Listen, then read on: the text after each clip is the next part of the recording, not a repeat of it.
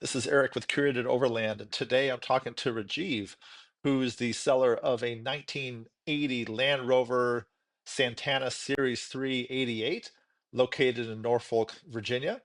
Rajiv, thanks for taking a few minutes here today to chat to us about this very cool looking, and I have to say, really fun in this Mercedes-Benz Brilliant Silver Series 3. I think it's just absolutely great looking. So look forward to chatting with you about it here. Why don't we start with just giving me a little bit of history about this vehicle? And obviously, it's a Santana, so it came from Spain. But yeah, just give me a little bit about it and its restoration and some of the work that was done to it over across the pond and what you did to it here in the US as well. Yeah, Eric, thanks so much for giving me the opportunity to talk over this Land Rover Santana 88. Yeah, great little vehicle. So this vehicle spent its life in the dry climate over there in Spain. Over its years, I'm sure it saw multiple uses, whether as a recreation vehicle or a workhorse, as these things are often found in farms and olive groves and wineries, working daily with the folks on the land there. It's really, So yes, sorry to interrupt, but it's really fun, isn't it? When you go to Europe and here in the US, you don't see them just rolling down your country lane, working a field. But when you go there, it's just so normal and it's just absolutely brilliant. yeah, it is. I'll tell you a story. When I first started doing this, one of the first places we went was Spain to look for Land Rovers. And it's exactly that. You spend time driving through the countryside and that's what you see. You see these Rovers in the farms still working, 40, 50 years later, still going. There's a lot of nostalgia connected with these vehicles, not only because you see them in the Sahara Desert, but also you see them in these really quaint locations that you would never think that you may find a vehicle like that. It's really cool.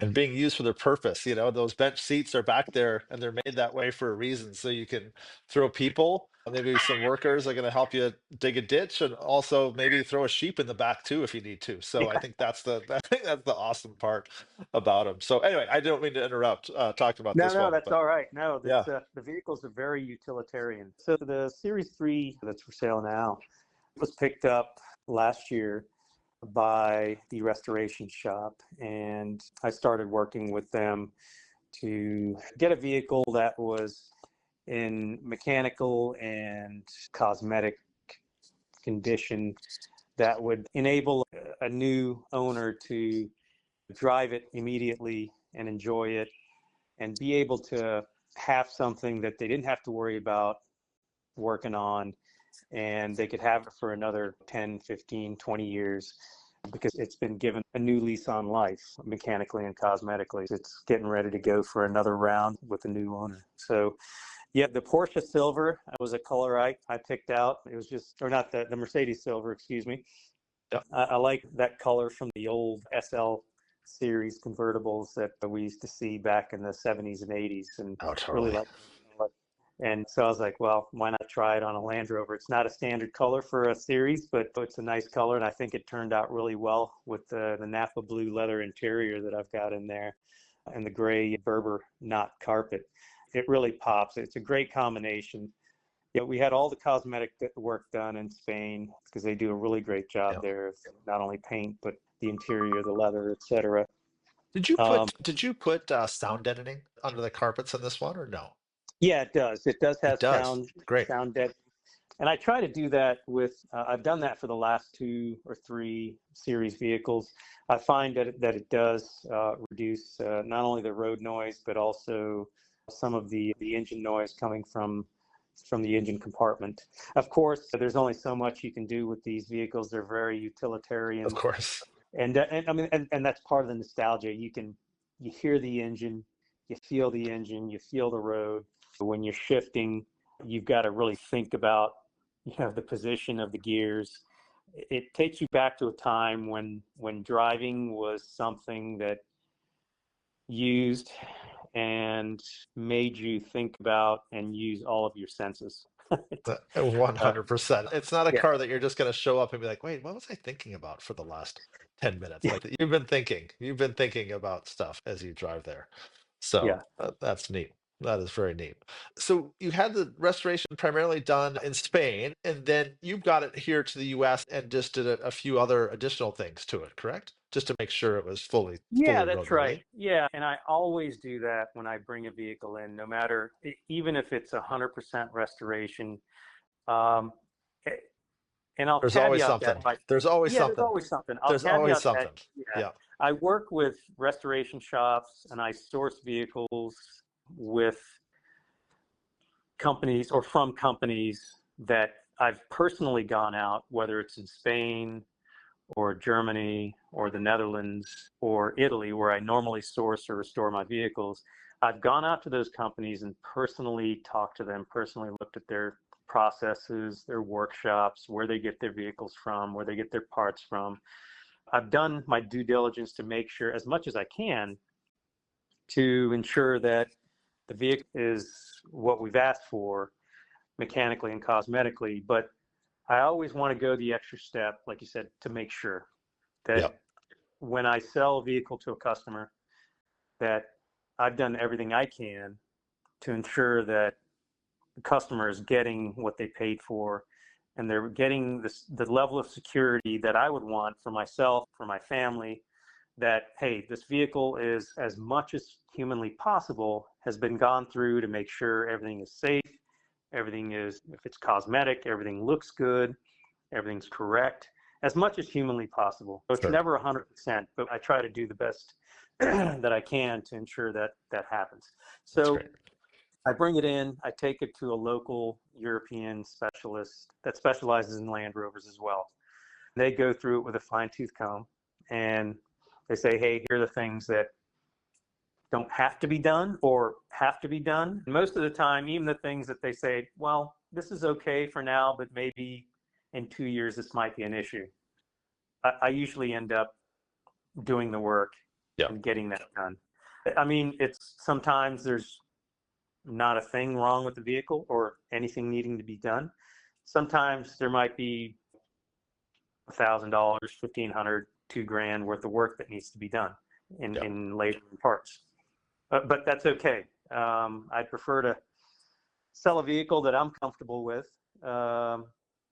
having and using with my family. And that's the same level of comfort that I want to pass on to the customer. totally. Great. And the nice thing about Santanas is that rust isn't an issue on these most typically. And as I look to the undercarriage pictures that you've provided here, and that's on the site for those that may be listening to this and not looking at it live, you can check out the undercarriage. It does look clean, a little bit of surface rust as you might expect from a car from 1980. But yeah, no, the frame looks solid. Also, I'll just ask you to confirm that the frame is in fact solid as far as you know. And yeah, the only thing you see underneath there is a little bit of surface rust as you'd expect on a 40-plus-year-old vehicle at this point.